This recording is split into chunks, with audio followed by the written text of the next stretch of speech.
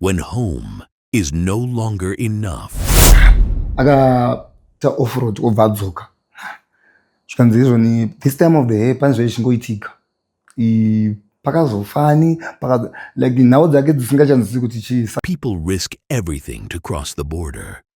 Their stories, their pain, their reality. Tanga chambosimbisana. Anodzoka kuna munhu anosiya mota yake. Kuna. Vasvika umwe phase.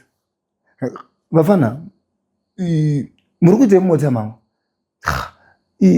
Pane munhu wamofamba naye zvazi ani wandofamba naye ani kidza kunze mota idzi ani wandofamba naye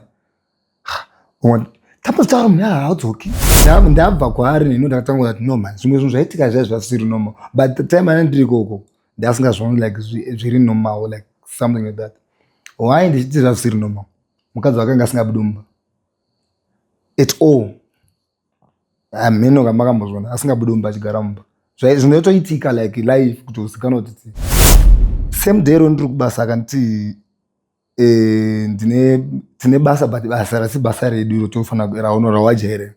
Across the Border, every Saturday at 10 a.m. on our Do Marts Films YouTube channel. Subscribe now.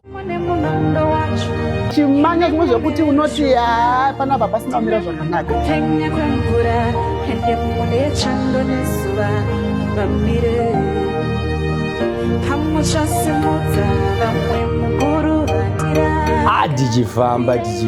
Tichifamba nemuzi road. Zvikanzi saka tofanira kubuda kuno kudhorini.